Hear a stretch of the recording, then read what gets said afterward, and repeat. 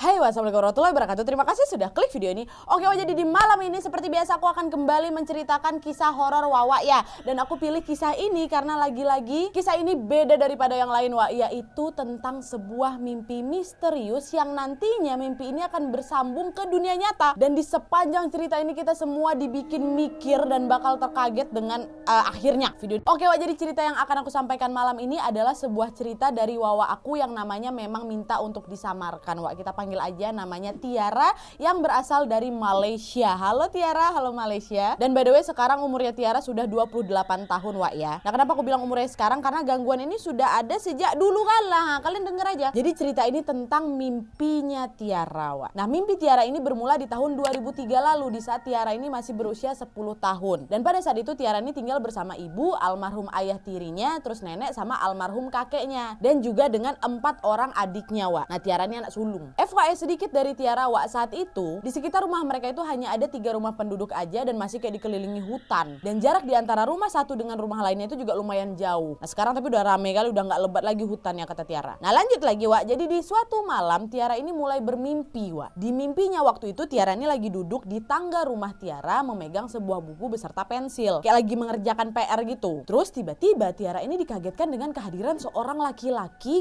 ganteng kali berdiri dia di depan Tiara. Jaraknya hanya kurang lebih 2 meteran lah gitu, Wak, dari posisi Tiara. Jadi posisinya Tiara duduk di tangga, pria itu berdirilah di depannya kan. Nah, pakaian pria itu, Wak, bagus sekali, semacam pakaian pangeran. Bajunya tuh kuning keemasan dan dia memakai tali pinggang dari selendang berwarna hijau dan dililit di pinggangnya. Dan ujung selendang di atas bahu terurai tuh, Wak, ke bagian belakang. Pria itu pun menatap Tiara sambil tersenyum dan berkata, "Apa kabar kekasihku? Setelah sekian lama akhirnya aku diizinkan untuk menemui kamu. Ayo kita pergi.